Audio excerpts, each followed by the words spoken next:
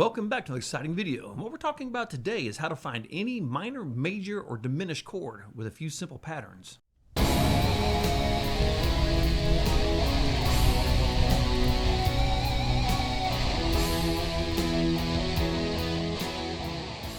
So most people in this world that plays music. They know what a major and a minor chord is. Believe it or not, a lot of them do not know what a diminished chord is. But they only know because of what they've been told. And what do I mean by that? If you tell somebody to play C major, chances are they're going to do this. And what I'm getting ready to do works the same for guitar as it does for piano. I just always teach lessons like this in theory on piano because piano is much more visual and it's easier to understand. And even my students, when I teach, I always teach all theory on piano. And if it's a guitar student, I would relate it over to guitar, but I always show them on a piano. So, if you tell somebody to play a C major chord, they're going to play that. If you tell somebody to play a C minor chord, chances are they're going to play that. Okay, why is that a C minor? Well, you lower the third a half step. Why do you lower the third a half step? That's where they get stumped. Every time, that's where it catches them. Well, because that's what you do. Okay, well, why do you do that? And I've said this a million times in my videos. It's great knowing how to play all the stuff, but if you don't understand what you're playing or why you're playing it, you're really not accomplishing a whole lot. There's that inevitable wall that you're going to hit, and the only way to get past that wall is a lot of theory and a lot of practice.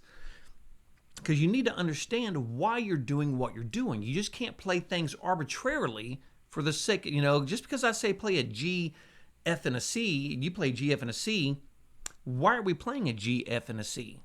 And are we playing a G, F, and a C? Because that F is F sharp in the key of G. And this is what I'm talking about. These are the things you have to know. Now, what I'm going to show you here is kind of a little cheat code. Regardless of the scale, let's say you have no idea what the scale is, but you know what the chords are, but you don't know how to play the chords.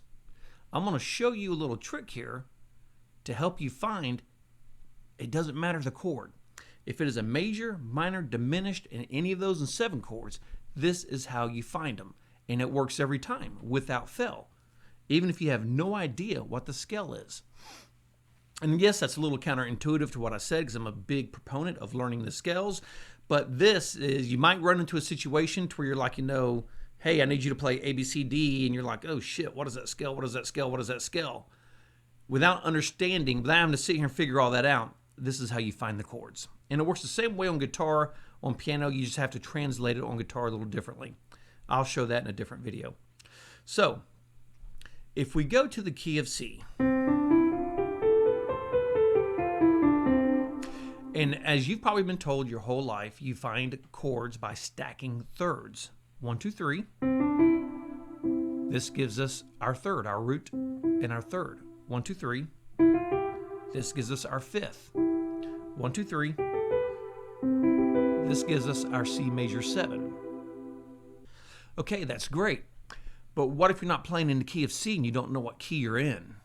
Then guess what? All of a sudden, this third may not be here. It may be here. Then what do you do if you don't know what key you're in? If somebody just says, writes you out a bunch of chords and says, play them, what do you do? This is what you do. So we're going to start here. We're going to keep this on the C here. Now, the C major scale, as you know, is made up basically of 7 notes, the 8th note being repeating.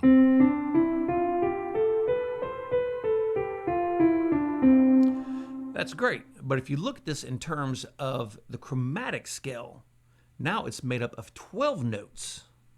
And then, of course, we get back to our octave. Well, that's not the C major scale. No, it's not. That is the chromatic scale. But from that chromatic scale, every single chord in the world is derived. And that way, if you have this chromatic scale in here, you can translate anything you want in this world to here. So let's break this down. And I'm going to give you a couple of examples so you understand the pattern here that I'm getting ready to explain. So if I say play a C major chord, what you do is you find your root, starting on the next note up, count up 4 half steps. This gives us our major third. Now from here, if we count up 3, starting on the next note up, count up 3 half steps. This gives us our C major. Now from here, if we start on the next note up and we count up 4 more half steps, this gives us our C major 7. Well, great. That's the same as stacking thirds. 1, 2, 3, 1, 2, 3, 1, 2, 3. So you showed me absolutely nothing. That is, my friend, is where you would be wrong. Most people understand what the key of C is, especially on a piano. No sharps, no flats. Everything's a white key. But what if I said, find a G sharp major 7? What would you do then? If you're sitting here looking at it and you're like, oh my God, G sharp major 7. How many sharps are in G sharp major 7? That's the first thing you got to ask yourself. Well, if you don't know, follow the pattern. If we start here on G sharp and we count up 4 half steps for starting at the next note, that gives us our major third. Now we count up 3 starting from this note, from the note above it. That gives us our G major. Now we count up 4 notes, starting at 4 more notes, half steps, starting at this key, starting at the key above it, the note above it, count up 4 more.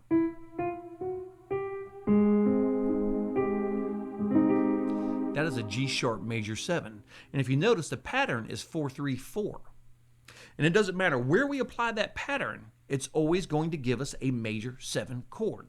Or if we just go 4, 3, it's always going to give us a major chord. We go do the 4, 3, 4 for major 7.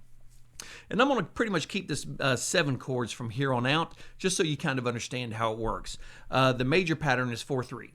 Start at any note, find your root, go up to the next note, count up 4, find your major third. Starting at the next note above that one, count up 3 more, that gives you your major chord. Doesn't matter where it's at. But we're going to do 7s just so we can stay in the pattern so you kind of understand what's going on. So let's pick another one. We will pick B flat. So we're going to count up, starting at the next note, we're going to count up 4.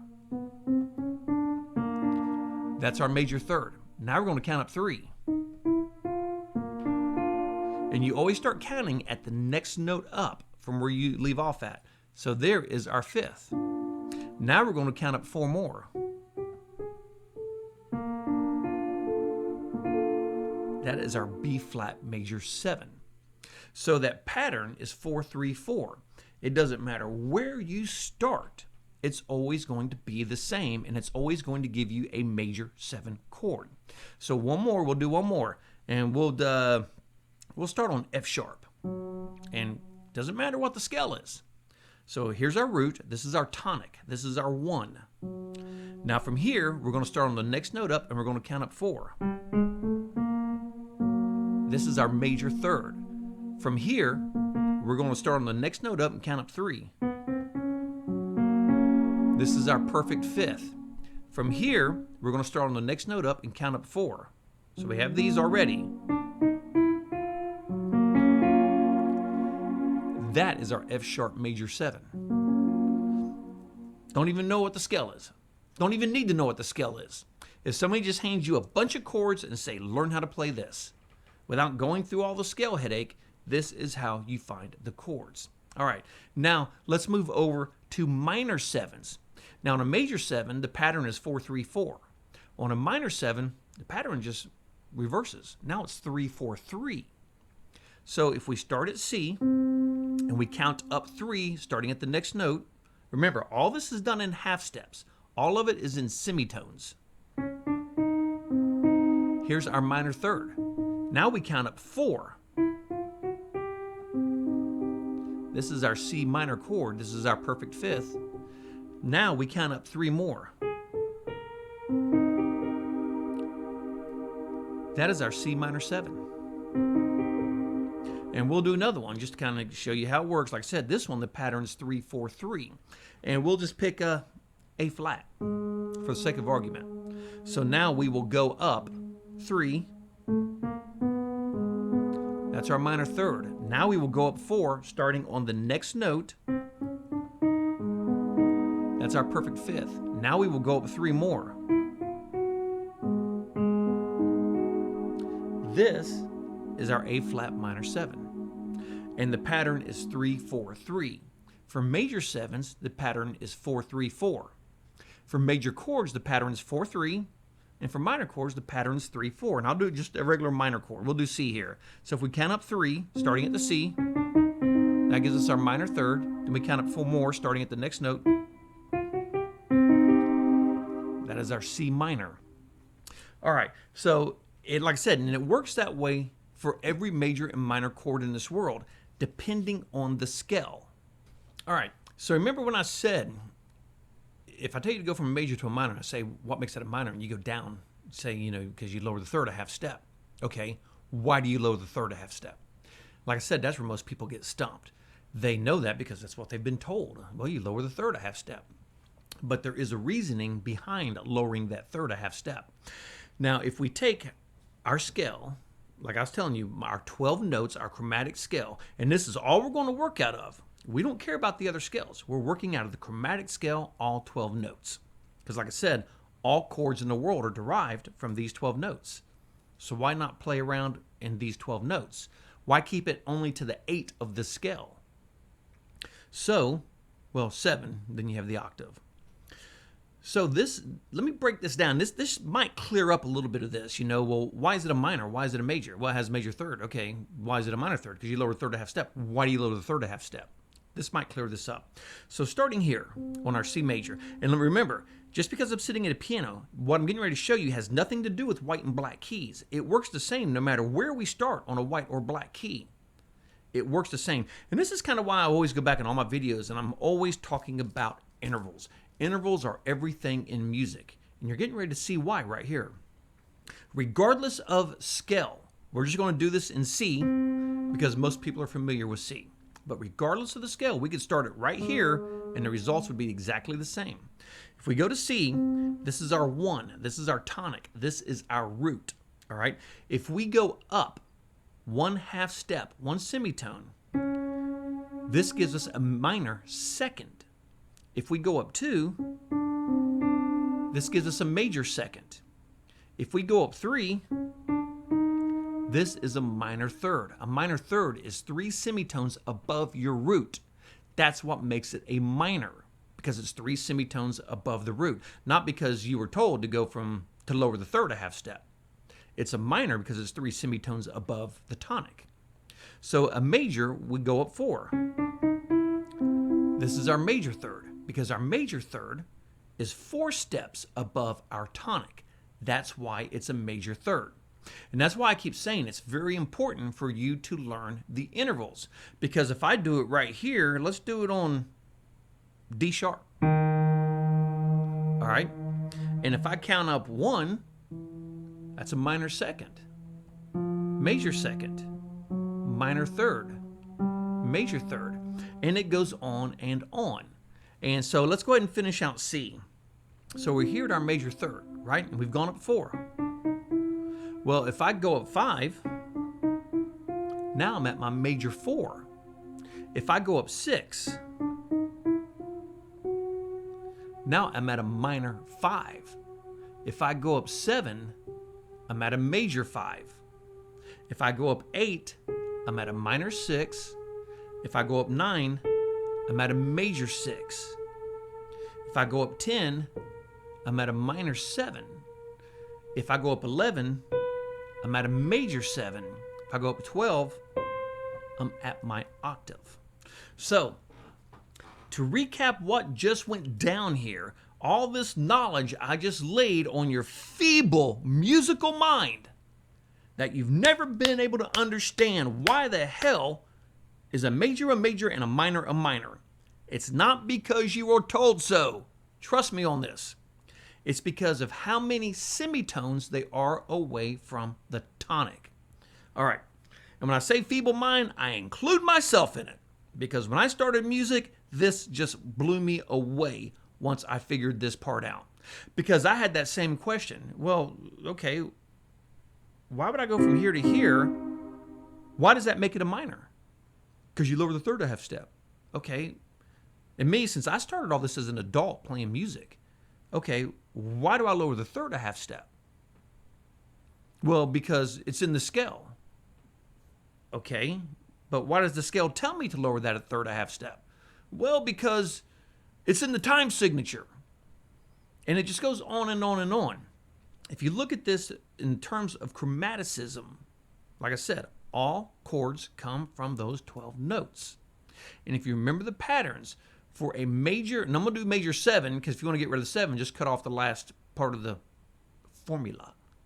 For a major 7, it's 4-3-4. For a minor 7, it's 3-4-3. And you always start counting at the next note up. So if we start at C, we start counting on C sharp. If our third is a E, we start counting on the next note up, which would be the F. So just you got to keep that in mind. All right. So now let's do the other chord, the diminished chord. Now the diminished chord is one of the most beautiful chords in the world that 98% of the people in this world shy away from, which I don't understand. I love diminished chords. But the pattern for a diminished chord is 3-3-4. Now let me clarify that a little more. The pattern for diminished chord is actually 3-3-3. But for a B minor 7 flat 5 is 3-3-4. Well, what's the difference? And I've seen a lot of people get confused right here. So we're going to clarify this right now. So a diminished chord, if we start at C and we count up 3, this gives us our minor third. All right.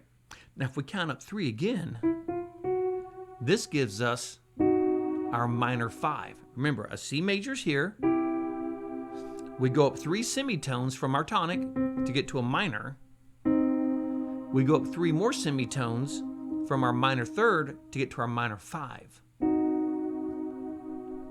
A diminished chord has a flatted third and a flatted fifth. Well, what makes them flatted?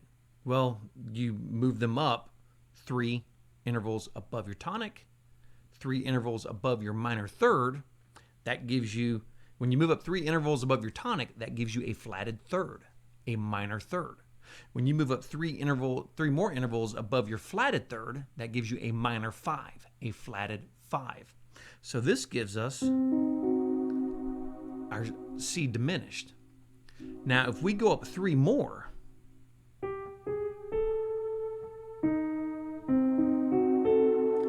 this is C diminished 7. Now, I don't use a lot of C diminished 7 chords, but I use a ton of minor flat 5 chords. So what's the difference? Well, a minor flat 5 is still a diminished chord. The difference is we're adding a major 7 onto it. So if we go up 3, minor third, 3 more. Now we go up 4. And that gives us our minor flat 5. And in this case, a C minor flat 5.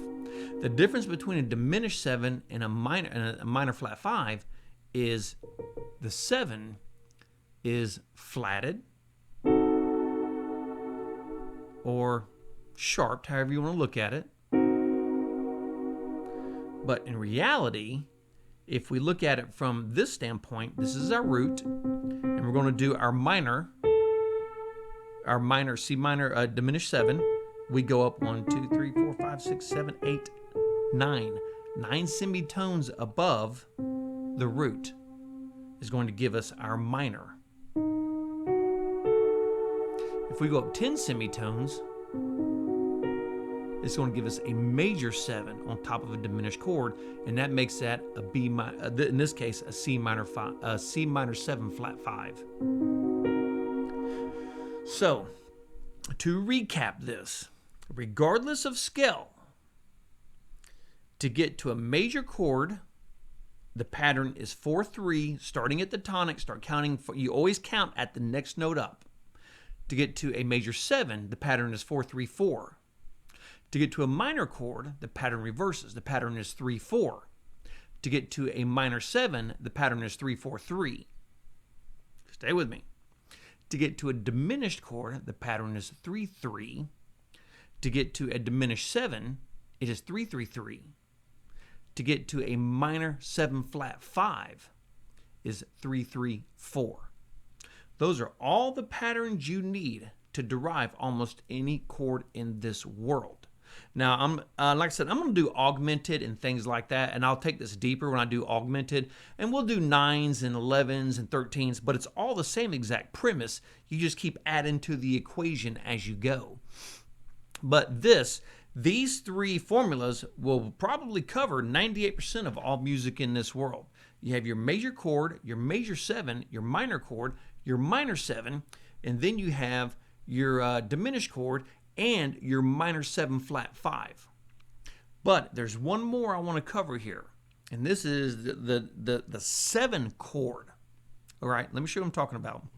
If we start at our C and we go up 4, major 3rd, go up 3, then of course we go up 4 again. This gives us our C major 7, right?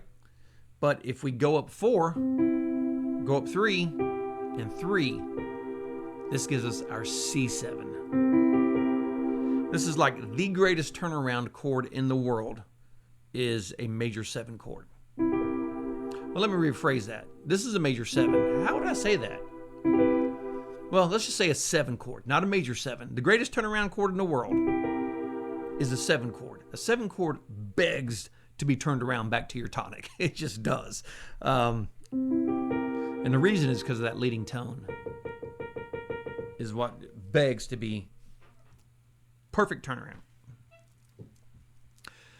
So now that you have those three formulas, you can derive just about any chord in this world. You can make a major chord, a major 7, a minor chord, a minor 7, a diminished chord, a diminished 7, and a minor 7 flat 5. But there's one more we're going to cover, and that is the 7 chord. The ultimate turnaround chord in music is a 7 chord, in my opinion. If you want to do a good turnaround, whatever you're playing, end it on a 7 chord, and that sets you up perfectly for your turnaround. It just seems to work that way. So, if we go back to our major, go back to our C, and we go up 4, this we've covered. That gives us our major 3rd. We go up 3 more. That gives us our major 5, our perfect 5th, if you will. If we go up 4 more,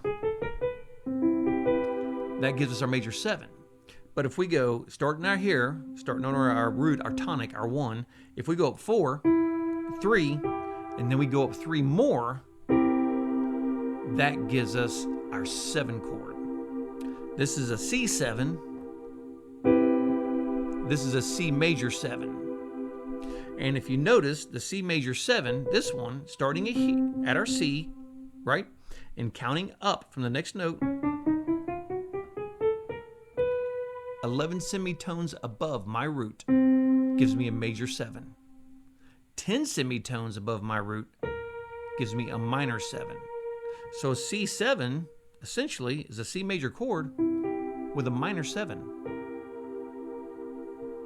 And that is how you make chords. Regardless of the scale, regardless of your knowledge, even if you don't know, you can start that pattern on any single note you want. And it all comes out the same. Regardless of the note, regardless of the scale, it all comes out the same. 4-3-4 major 7s. 3-4-3 minor 7s. 3-3-3 diminished 7s. 3-3-4 minor 7 flat 5s. You understand that? Then, of course, if we go 4-3-3, that gives us our 7 chords. Those are the patterns you need to know to derive any of those chords, regardless of where you're at. It doesn't matter of your musical knowledge. Regardless of where you're at, that will find you the chords, no matter what the scale is. Period. End of story. That's the final. There's nothing else to teach you today at all. So, all right, I'm getting ready to wrap this up. The reason I wanted to do this is because I started teaching again.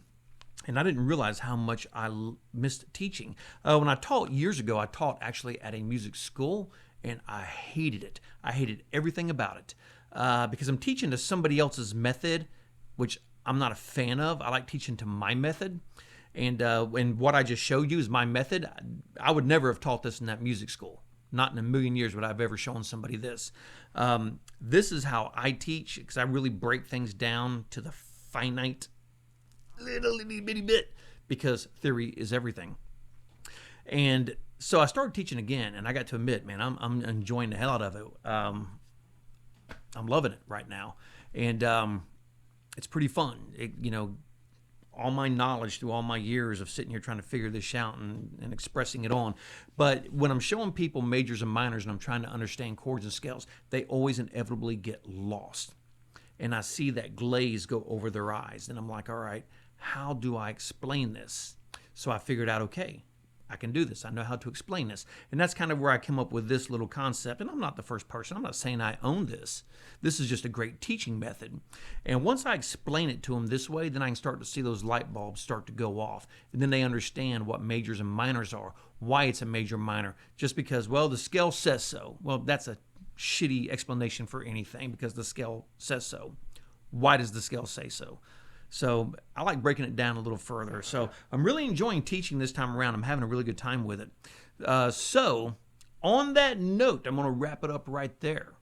And like the great Sammy Hagar says, if you miss the beat, you lose the rhythm and nothing falls into place. And no matter what you do, for the love of God, rock on.